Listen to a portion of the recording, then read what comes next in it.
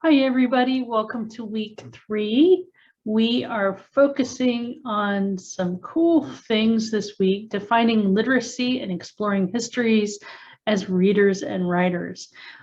This week, we are heading into some more academic scholarly writing than we have in the past. The first couple of chapters have just kind of been introductory material to get you familiar with the field of writing studies and the types of things that we're going to be dealing with throughout the semester.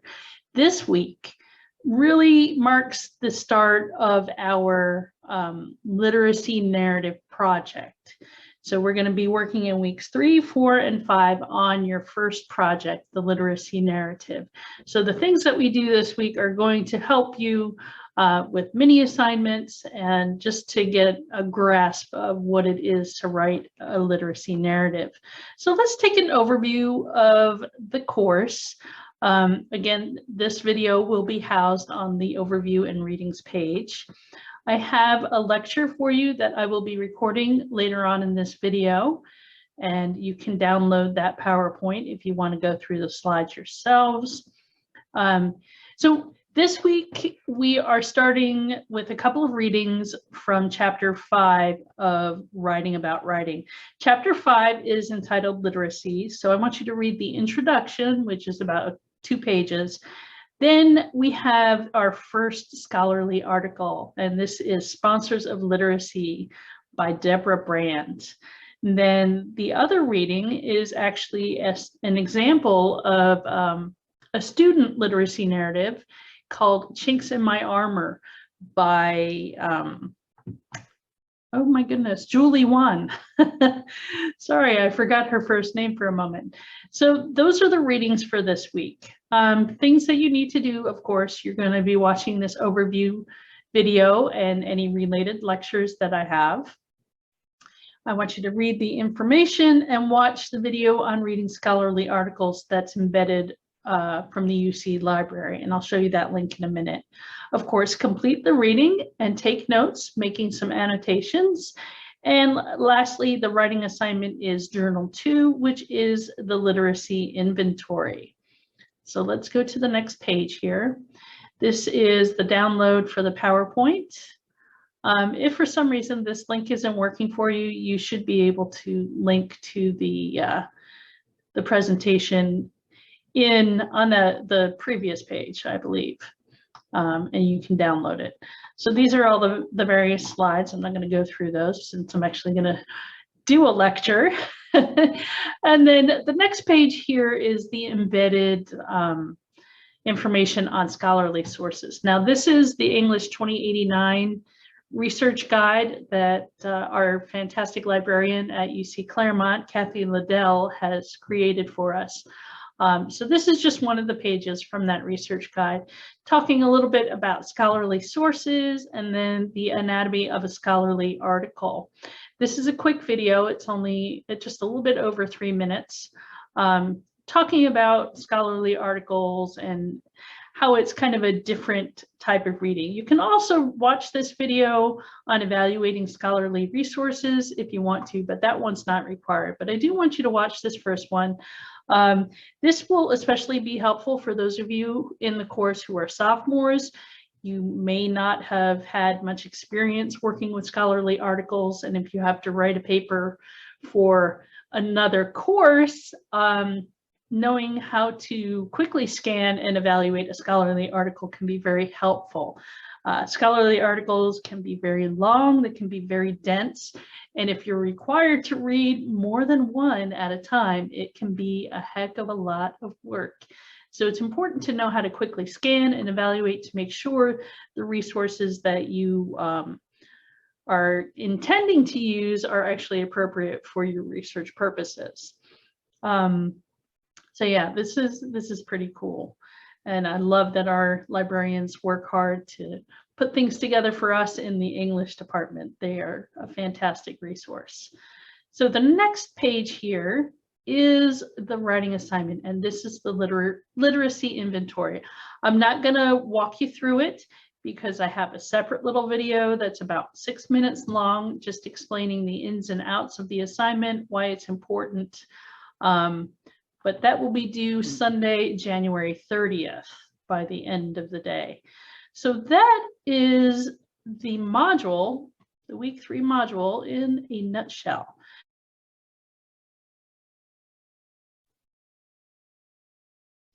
Okay, welcome back, and I will share my PowerPoint here for week 3. So this is week 3, literacies, defining literacies and exploring histories as readers and writers.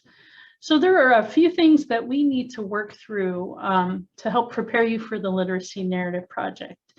First of all, what the heck is a literacy narrative? If you've taken English at some place besides UC, you may have actually already written a literacy narrative in some shape or form. I know I teach also at Cincinnati State, and so for our English 101, our Comp 1 or Intro to Composition course, we do actually start with students writing a narrative, writing a personal narrative, usually a literacy narrative. But if this will be a little bit different approach, it's not going to be the exact same thing. Yes, it is a narrative that is examining your own personal story of how you became a literate person, but we're going to weave in some of those themes that we've been reading about in chapter 5. So the purpose of this is to really get to know yourself better as a reader and writer. And the way you go about doing that is going through your history, starting from, those very early years of reading and writing. Maybe you grew up with, maybe you went to a preschool. Not everybody has gone to preschool, but maybe you went to a preschool and you learned to read there before you went into school as a kindergartner. Maybe you had a parent or a grandparent who loved reading and sharing stories with you, that type of thing. You're also going to rely a lot on your memories, right? You hopefully will make your narrative, make your story come alive by really reflecting on those poignant memories that can really help to engage your reader and engage your audience. You might also want to think about your habits of reading and writing. Have they changed over the course of time? And of course, the processes. So this is a little timeline of the assignments. Again, this Sunday is the literacy inventory. That is your journal assignment. Just kind of the brainstorming, getting into the, immersing yourself into this whole idea of your own personal literacy narrative. That will be followed up the following week on the 6th of February. We will do the 3 ways to speak English discussion board, and that'll be due on the 6th, as well as your literacy narrative rough draft. That will also be due on the 6th. And next week, I will actually be talking more about the requirements for the rough draft, how long I expect this paper to be, that kind of thing. Notice here I have a mid-week due date. Now, I did warn you at the beginning of the semester that we may have occasional midweek due dates. Usually it would be some kind of a discussion board or a peer review exercise. We will be doing this through the discussion boards, and I have my fingers crossed that it will be a successful thing. I know I only give you a few days to provide feedback for your peers, but I think that collaborative process of writing is an important part in English composition. So I want you to give opportunities where you not only provide feedback for your classmates, but also receive that constructive feedback that will help you to grow and develop as writers. So that's going to be due on Wednesday, February 9th. And then we have the literacy narrative final revision due on Sunday, the 13th of February. So we have 3 weeks to get things together and get this writing underway. So that gives you a little bit of a heads up. So chapter 5 has some goals. As I said, we're focusing on literacy, and the main goal here is to understand one of those threshold concepts that we learned in the first week, that writing is impacted by identities and prior experience. Another goal is for you to improve as a reader of complex research-based text. This chapter is where we are starting to read those scholarly articles. So the article by Brandt is much longer than the second reading that I have you doing this week. But that gives you an idea of the type of research and the type of questions that rhetoric and composition scholars ask in the course of their research. So this helps you to improve as a reader of complex research-based text. Thirdly, the goal is to acquire vocabulary for talking about literacies. Brandt talks about literacy sponsors, so that is something that you're going to now incorporate and maybe even think about in your literacy inventory. So you're going to acquire vocabulary for talking about literacies and your experience as a writer. And then lastly, the goal, of course, is to come to a greater awareness of the forces that have shaped you as a writer and a reader. There are some more goals for chapter 5, but this is just the goals for this week. So I'll be adding to these goals as we read further in chapter 5 over the course of a couple of weeks. There is some key vocabulary that I want you to keep in mind. Some words that you may not be completely comfortable with, or words or phrases that you might not be comfortable with, as you know, we start thinking about new ways to approach reading and writing.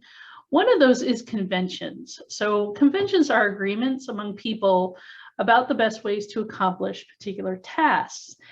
Like constructs, they can be questioned, challenged, and changed if key decision makers agree to alter them or to establish another convention in their place. So you can think of conventions kind of like those silly MLA rules of formatting, like, you know, you have to have this type of a heading and you have to have a header and it needs to be this kind of font and this kind of spacing. But know that those conventions that we have when we use them in writing, those can be questioned and challenged, and often they are changed. I mean, I think, for instance, it used to be a typing rule that you had to have 2 spaces after a period, right? That was in the age of typewriters, when typeset looked different on paper. And you had to have 2 spaces because otherwise it would just look like the text was running into each other. However, that's changed. We primarily compose on computers now, and we don't need to have that extra space. We can get away with using 1 space. So that's an idea of a convention that has been questioned, challenged, and changed over the course of time, because there are a bunch of different factors that come into play with those conventions. So another key vocabulary term is literacy or literacies. And simply put, literacy is fluency in a given practice. And typically we relate that to reading and writing, right? We say somebody is literate. We assume that means that they know how to read and they know how to write. If somebody is illiterate, they have difficulty reading and writing with fluency and ease. It doesn't mean that they can't completely read or write. Sometimes it does, but it may mean that they struggle with fluency, right? They're still in a learning process. Over time, however, in academic circles, the meaning of literacy or literacies has broadened to encompass fluency in other areas. So you can think of it in terms of digital literacy, visual literacy, musical literacy, gaming literacy. There's a whole world of meaning there, right? You can go in so many different directions that there are different types of literacies for different facets of your life, different areas of your lives, right? And then lastly, we have the term literacy sponsor. And this is a term that was coined by Deborah Brandt.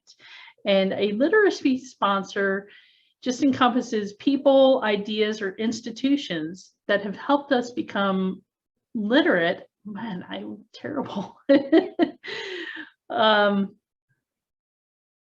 But literate in specific ways.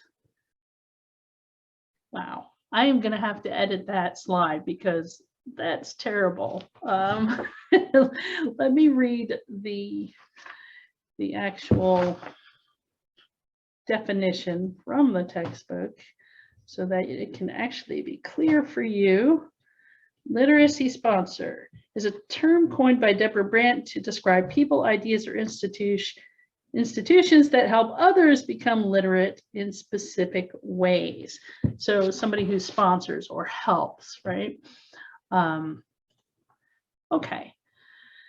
So the next thing I want to address is annotations. So hopefully in your Comp 1 class, you learned how to do annotations, or if you didn't learn it in Comp 1, hopefully some kindly professor has introduced you to the idea of annotations to help you really get the most out of your reading. And this is especially important now that we're getting into the world of scholarly or academic articles. So annotation is taking notes on your reading. It's also more than just highlighting the text. Let me see if I have my, oh, no, I don't have the textbook open. So we're working with e-text right now. So you're not sitting down, well, I shouldn't assume, but if you don't have a physical textbook in your hands, you're not sitting there with a highlighter pen, you know, highlighting certain passages that you hopefully will come back to when you're studying and, you know, use that information to really make new knowledge. But so annotating is more than just going through the text and highlighting. In your e-text, you can drag your mouse over and highlight any passages that you want to. And then there's a nice little box, at least in the Macmillan version of the e-text, there's a nice little box that pops up and you can type in notes. So if you have anything extra that you want to add or remember, you can do that. You make your annotation. It's essentially making notes on the text itself. So that includes things like making notes in the margins. For instance, you might want to ask a question. Are these statistics accurate? You may want to underline keywords, phrases, and sentences, or highlight them in different colors. You may want to put a check mark or a star beside important passages, or put a question mark next to passages that you may not understand, but you don't want to spend a whole lot of time focusing on. You will get through the reading, and then you can come back and read again and really puzzle your way through it. You could draw lines and arrows to make connections. If you find something in a different paragraph that relates to something that the writer introduced above, you may want to draw arrows. You could make a sketch or a diagram of ideas in a reading. That one's a little bit different, but I'm sure it's useful in different subject areas. Or writing a brief summary of ideas in a reading, and that's where that little text box can come in handy. Or if you keep a separate notebook, you could write something, you know, on page whatever. So-and-so says this, and just kind of summarize what it is that you have read. So these are important things as students, not just English students, but students in general. As you progress through your journey, your educational journey. So make sure that you're taking notes on the reading and that you're making annotations so that you can really get the most out of your readings. So let's dig into the two readings that we have for this week in Chapter 5. First, we have Sponsors of Literacy by Deborah Brandt. Here's a picture of her. This article actually appeared in the College Composition and Communication Journal. We call that actually 4 C's, 3 C's. I don't know. It's been expanded to 4 C's.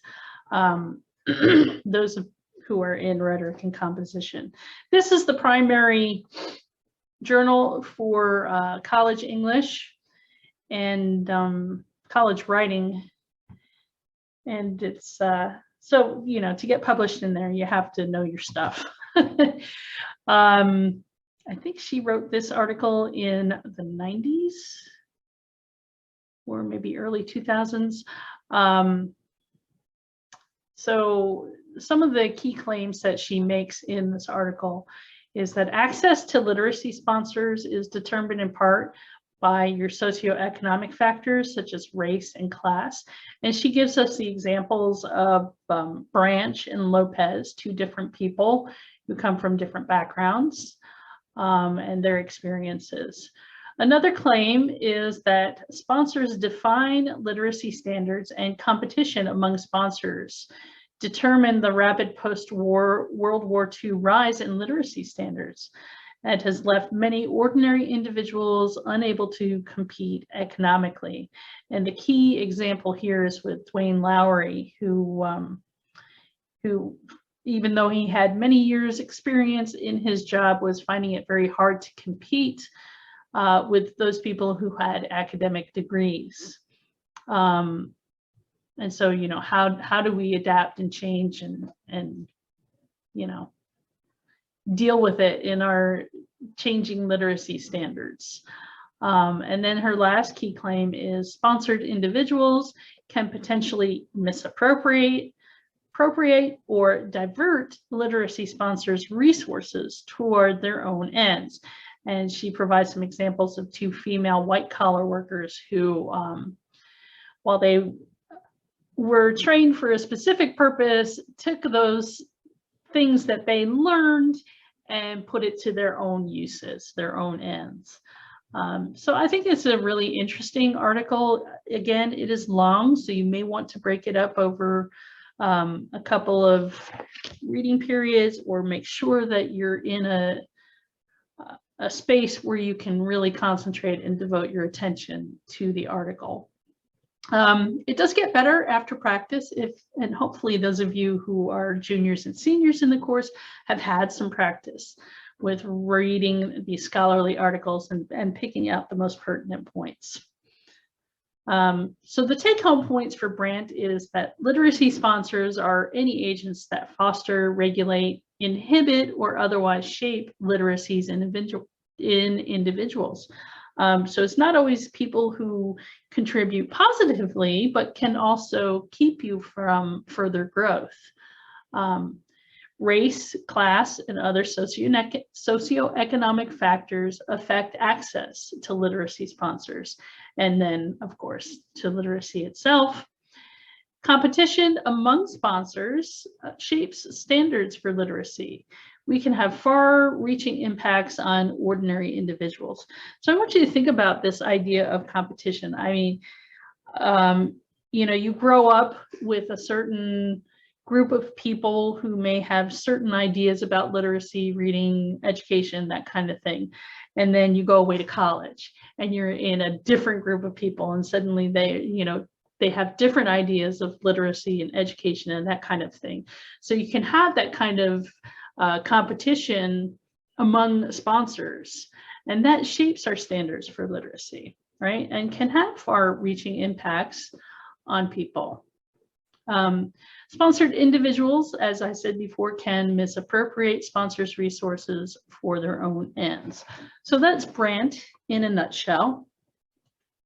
So let's move on to Chink in My Armor, written by Julie Wan. And this is an example student literacy narrative written in 2018.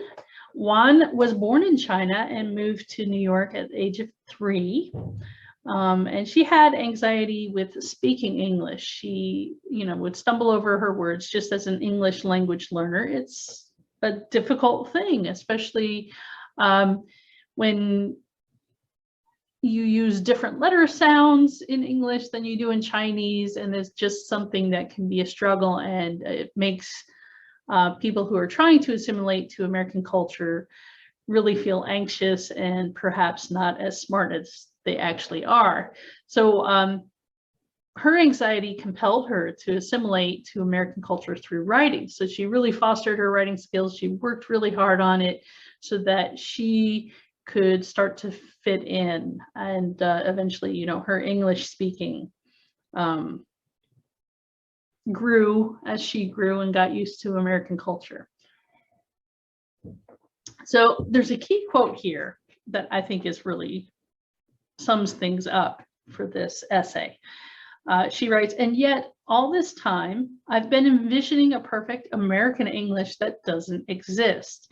Any transmission, regardless of its form, is an attempt in flux and never assured.